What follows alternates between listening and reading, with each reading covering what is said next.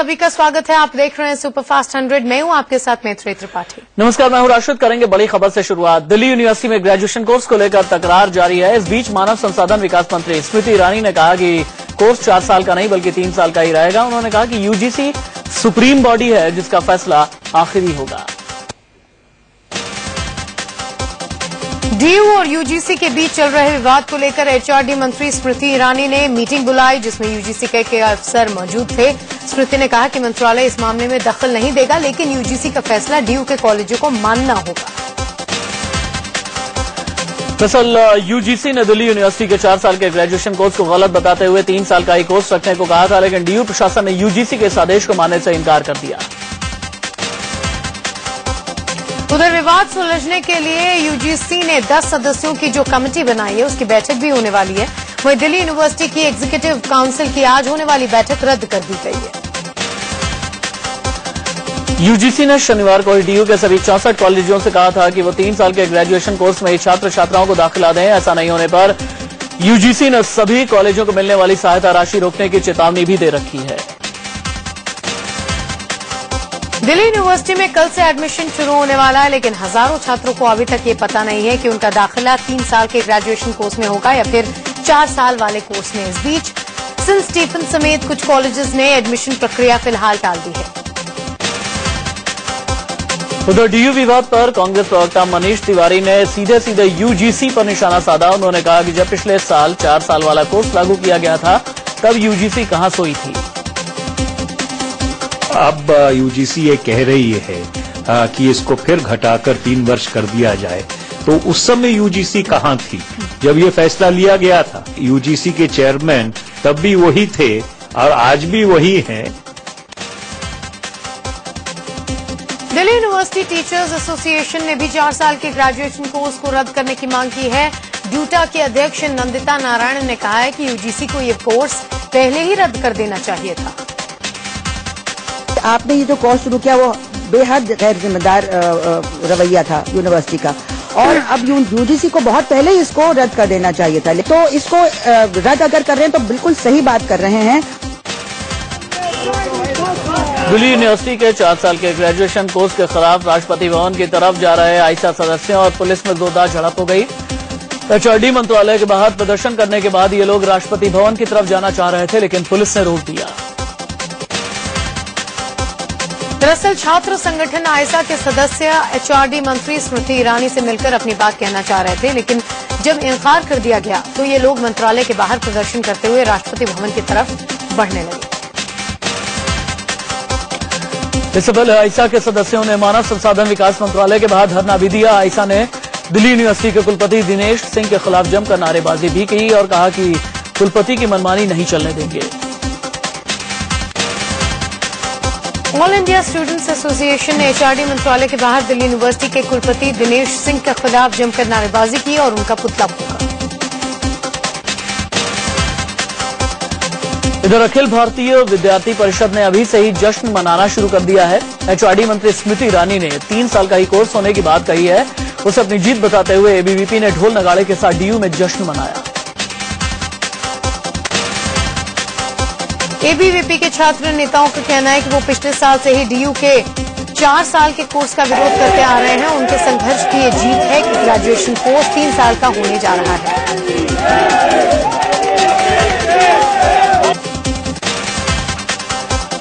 Delhi university के guest teachers ने केंद्रीय मानव संसाधन विकास मंत्री स्मृति ईरानी के घर के बाहर प्रदर्शन किया है। टीचर्स की मांग है कि इनके करार को फिर से रिन्यू किया जाए।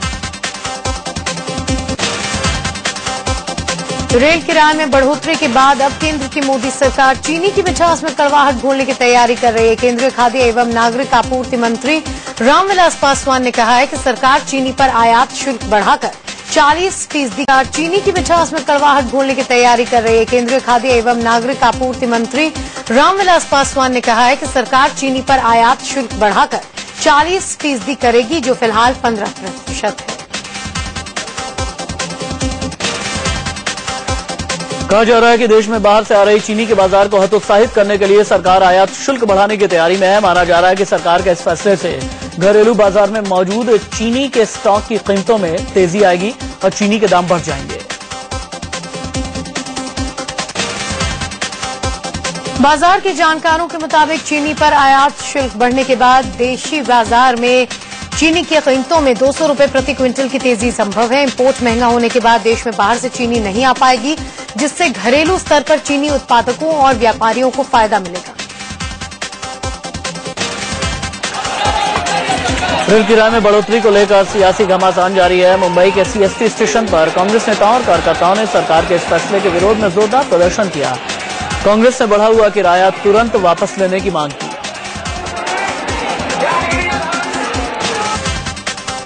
महाराष्ट्र बीजेपी ने गृह मंत्री राजनाथ सिंह से मिलकर लोकल के किराए में कमी करने की मांग की है। विधान परिषद में बीजेपी के नेता विपक्ष विनोद तावड़े ने बताया कि गृह मंत्री ने उनकी बात पीएम तक पहुंचाने का भरोसा दिया है।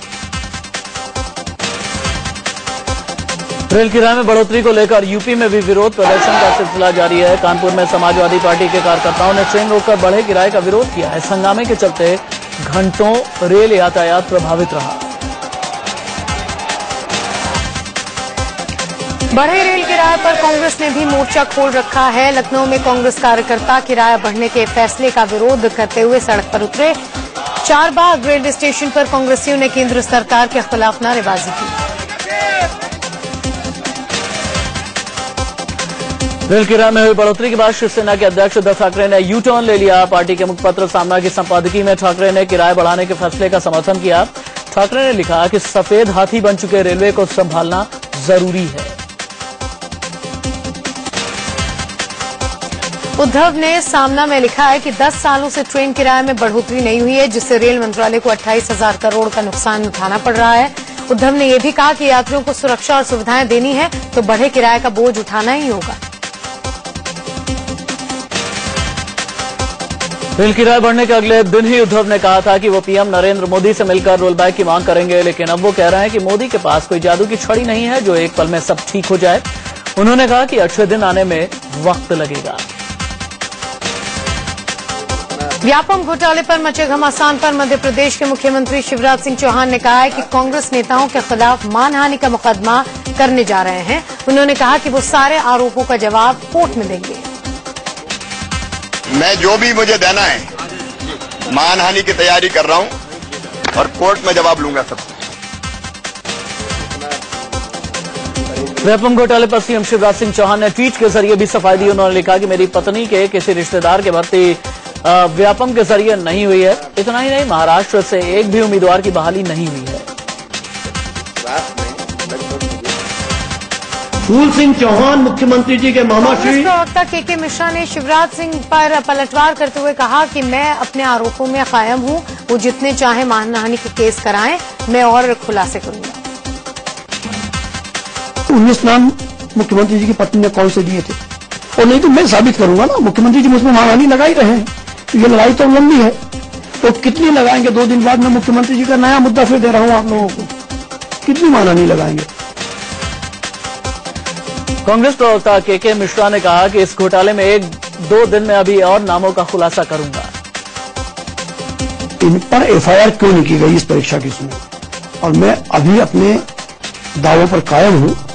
और मैं बहुत जल्दी उन नामों का भी खुलासा करूंगा कि जिन नामों ने 35-35 लाख रुपए देने के बाद पुलिस आरक्षक पार्टियों की भर्ती में फूल सिंह के मिश्रा ने पूर्व मंत्री लक्ष्मीकांत शर्मा का नार्को टेस्ट कराने की मांग की है। उन्होंने कहा कि इस टेस्ट से सीएम की पत्नी पर लगे आरोपों की सच्चाई सामने आ जाएगी।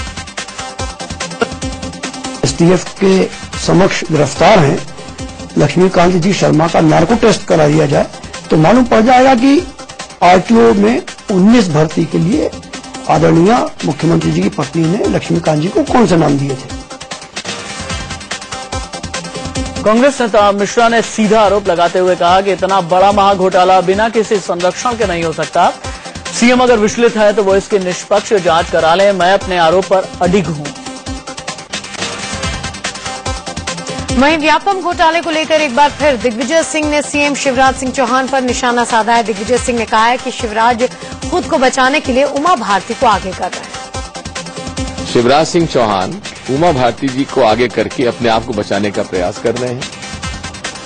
स्वयं उमा भारती जी ने सीबीआई की इंक्वायरी की मांग की थी।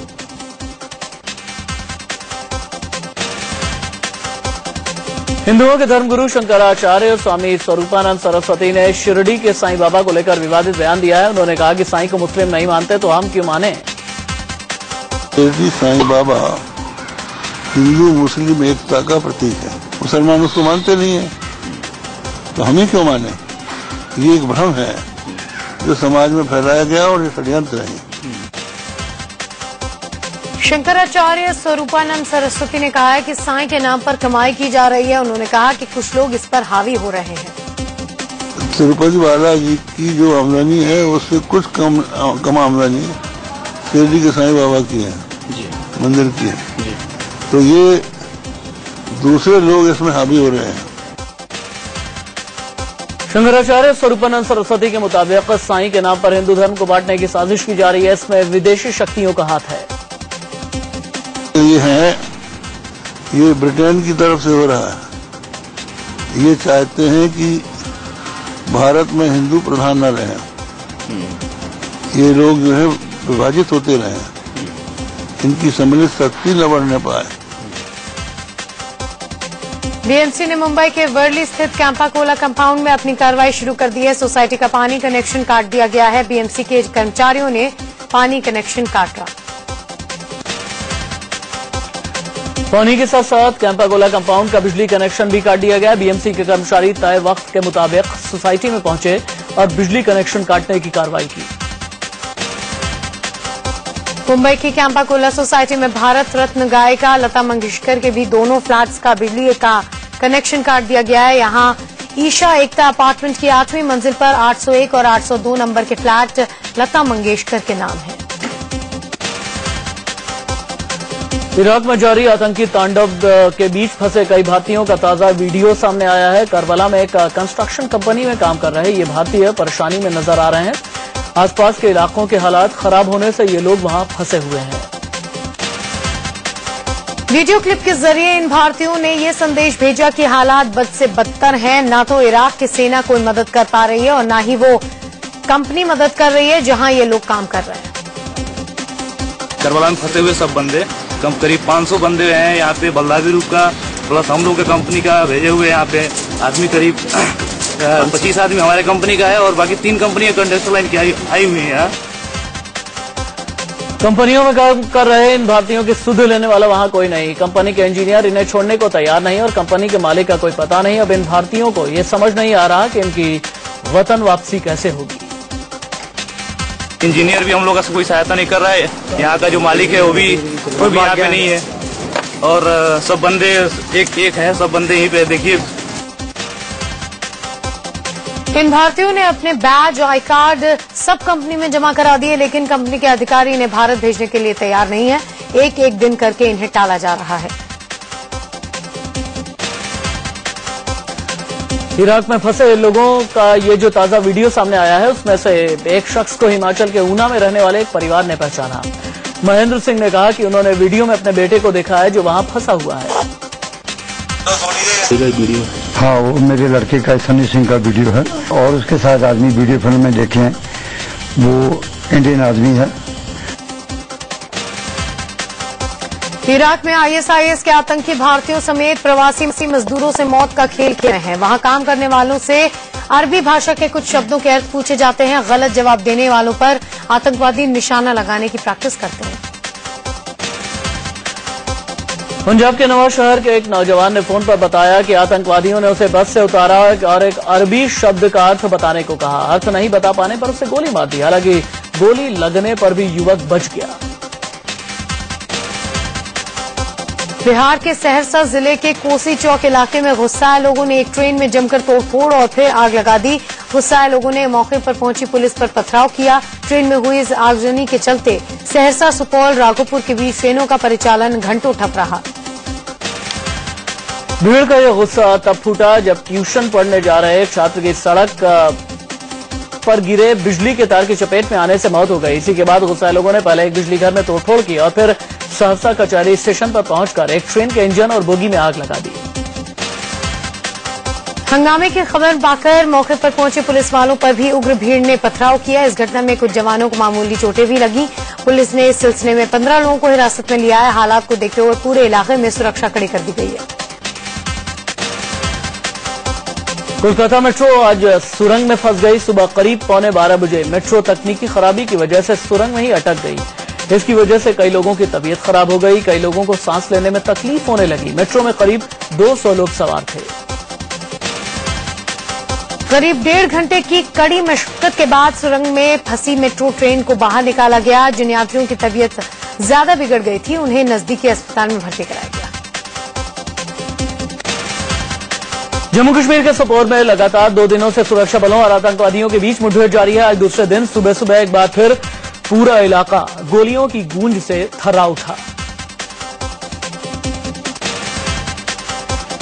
सुरक्षा बलों को सोपोर में आतंकियों के छिपे होने की जानकारी मिली थी, जिसके बाद इलाके की घेरेबंदी कर दी गई। आतंकवादियों की फायरिंग का जवानों ने मुंहतोड़ जवाब दिया। मुठभेड़ में अभी तक किसी आतंकी के मारे जाने की खबर नहीं है। संसद के बजट सत्र की तारीखें तय हो गई हैं। रेल मंत्री सदानंद गौड़ा 8 जुलाई को रेल बजट पेश करेंगे, 9 जुलाई को आर्थिक सर्वेक्षण पेश होगा और 10 जुलाई को वित्त मंत्री अरुण जेटली आम बजट पेश करेंगे। संसद का बजट सत्र 7 जुलाई से शुरू होगा और ये सत्र 1 महीने से ज्यादा चलेगा। करीब 5 हफ्ते तक बजट सत्र चलेगा और इसका समापन 14 अगस्त को होगा। एक्टर आमिर खान ने आज प्रधानमंत्री नरेंद्र मोदी से मुलाकात की। दोनों के बीच ये मुलाकात पीएमओ में हुई। हालांकि मुलाकात की वजह का पता नहीं चल पाया। बताया जा रहा है कि ये सौजन्य भेंट थी। बिजली संकट को सुलझाने के लिए ऊर्जा मंत्री पीयूष गोयल ने बैंक के आला अधिकारियों के साथ अहम बैठक की। दरअसल बैंकों ने बिजली प्रोजेक्ट के लिए कर्ज देना कम कर दिया है। इसी मुद्दे पर गोयल ने बैंक अफसरों से चर्चा की। केंद्रीय शहरी विकास मंत्री वेंकैया नायडू ने दिल्ली मेट्रो के सफर का लुत्फ उठाया। उन्होंने एयरपोर्ट लाइन वाली मेट्रो में सफर किया। उन्होंने कहा कि मेट्रो रेल मॉडर्न इंडिया की पहचान है।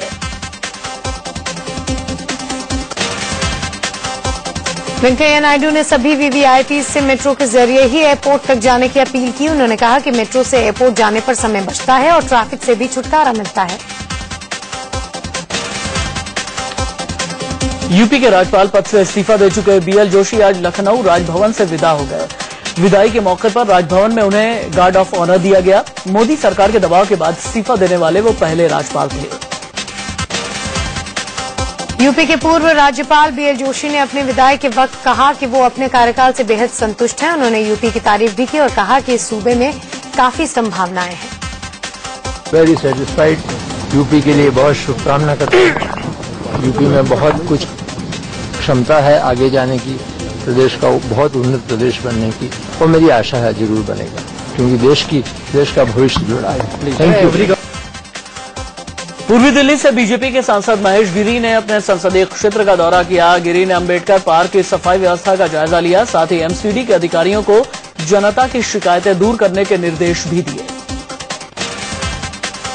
दिल्ली में संजय गांधी की 34वीं पुण्यतिथि के मौके पर उनकी पत्नी और केंद्रीय मंत्री मेनका गांधी ने उन्हें श्रद्धांजलि दी। उनके साथ वरुण गांधी ने भी अपने पिता को याद किया।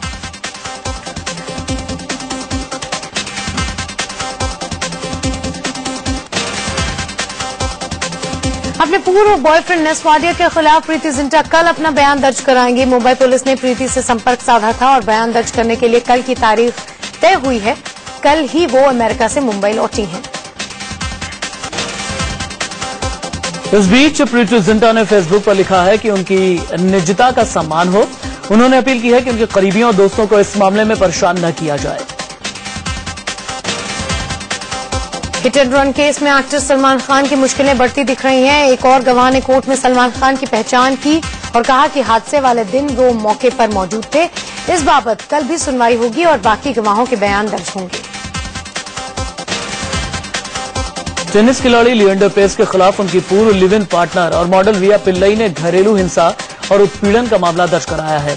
रिया ने पेस के पिता पर भी केस दर्ज करवाया। इस मामले में मुंबई की अदालत में 30 जून को सुनवाई होनी है। लिव इन पार्टनर और मॉडल रिया पिल्लई ने घरेलू हिंसा और उत्पीड़न का मामला दर्ज कराया है। रिया ने पेस के पिता पर भी केस दर्ज करवाया। इस मामले में मुंबई की अदालत में 30 जून को सुनवाई होनी है। लिएंडर पेस और रिया पिल्लई के बीच लंबे समय से विवाद चल रहा है और रिया ने अब लिएंडर पेस से गुजारे भत्ते के तौर पर हर महीने 4 लाख रुपए की भी मांग की है। साथ ही वो अपनी नाबालिग बेटी की कस्टडी की भी मांग कर रही हैं। मोदी सरकार देश में नौकरियों की बहार लाने के प्रोजेक्ट पर काम कर रही है। बताया जा रहा है कि सरकार के इस प्रोजेक्ट से 10 लाख लोगों को नौकरियां मिलेंगी। साबरमती नदी के किनारे 886 एकड़ में गिफ्ट के नाम से यह प्रोजेक्ट तैयार हो रहा है। गुजरात के मुख्यमंत्री रहते वक्त नरेंद्र मोदी ने Gujarat international finance tech city यानी गिफ्ट प्रोजेक्ट की शुरुआत की थी। साल 2022 तक इससे 10 लाख नौकरियां मिलने की बात कही जा रही है। Famous online shopping company Flipkart नौकरियों की बहार लाने वाला है। कंपनी 12,000 जॉब देने जा रही है। फिलहाल इस कंपनी में 13,000 कर्मचारी हैं। कारोबार में बढ़ोतरी के चलते कर्मचारियों की संख्या बढ़ाई जा रही है। मोदी सरकार 1946 से ही एयर इंडिया की पहचान बने उसके लोगो महाराजा को बदल सकती है। द टाइम्स ऑफ इंडिया के हवाले से खबर है कि पीएम मोदी ने नागरिक उड्डयन मंत्री अशोक गजपति राजू से एयर इंडिया का लोगो महाराज से हटाकर आम आदमी करने को कहा है। दिल्ली वालों के लिए खुशखबरी है। जल्द ही दिल्ली को 15 नए फुट ओवर ब्रिज की सौगात मिलने वाली है। फुट ओवर ब्रिज भारी ट्रैफिक वाले इलाके में बनाए जा रहे हैं, जिससे पैदल यात्रियों को सड़क पार करने में खासी राहत मिलेगी। दिल्ली में ये नए foot over bridge Mangolpuri, outer ring road, Rajouri garden, ring road, सत्य निकेतन समेत 15 जगहों पर बनाए जा रहे हैं। बताया जा रहा है कि फुट ओवर ब्रिज का काम मार्च 2015 तक पूरा कर लिया जाएगा। दिल्ली के प्रहलादपुर में एमसीडी की लापरवाही ने एक 17 साल के लड़के की जान ले ली। बताया जा रहा है कि पार्क में लगी ग्रिल में करंट आने से लड़के की मौत हुई। वहां लगे सबमर्सिबल पंप में लगे तार से ग्रिल में करंट आ गया था। यूपी के श्रावस्ती में एक होटल व्यापारी को एक तेज रफ्तार गाड़ी ने टक्कर मार दी, जिससे उसकी मौत मौके पर ही हो गई। पुलिस ने जांच शुरू कर दी है। राजस्थान के जोधपुर में मुख्यमंत्री निःशुल्क दवा योजना के तहत जानवरों के इलाज के लिए आए 300 इंजेक्शन हॉस्पिटल की लापरवाही की वजह से इंसानों को लगा दिए गए। आरोपी फार्मासिस्ट को निलंबित कर दिया गया। झारखंड के लोहरदगा में पुलिस ने जंगल में छिपाकर रखे गए हथियार और गोला बारूद का जखीरा बरामद किया है। मौत का ये सारा सामान नक्सलियों ने छिपाकर रखा था। हालांकि हथियारों के साथ किसी नक्सली की गिरफ्तारी नहीं हुई है। बार्क तारापुर के assistant scientific officer Anirudh Jitendra Sehgal को रेप के आरोप में गिरफ्तार किया गया है। आरोप है कि शादीशुदा होने के बावजूद अनिरुद्ध ने एक लड़की को अपने जाल में फंसाया और उससे रेप किया। लुधियाना में एक कॉलेज के बाहर एलएलबी के छात्र की लाश मिलने से सनसनी फैल गई। लाश होंडा सिटी कार के अंदर पड़ी हुई मिली। शहीद भगत सिंह कॉलोनी में रहने वाले अभिषेक नाम के इस छात्र के शरीर पर कई जगह इंजेक्शन के निशान मिले। लखनऊ पुलिस ने फर्जी दस्तावेजों के सहारे गाड़ियों को फाइनेंस कराकर उन्हें बेच देने वाले गिरोह को बेनकाब किया है। पुलिस ने 3 आरोपियों ललित गोयल, नितिन केसरवानी और नितिन वर्मा को गिरफ्तार किया। जूनागढ़ के जंगल में शेर के एक और बच्चे ने दम तोड़ दिया है। बताया जा रहा है कि संरक्षण के बावजूद शेर के इस बच्चे की किडनी फेल हो गई थी। पिछले 5 दिनों में यहां ये चौथे शेर की मौत है। गर्मी से जूझ रही दिल्ली में मौसम ने मेहरबानी दिखाई है। राजधानी दिल्ली के कई इलाकों में जमकर बूंदाबांदी हुई। बारिश से पारा गिर गया है और चिलचिलाती गर्मी से लोगों को काफी राहत मिली है।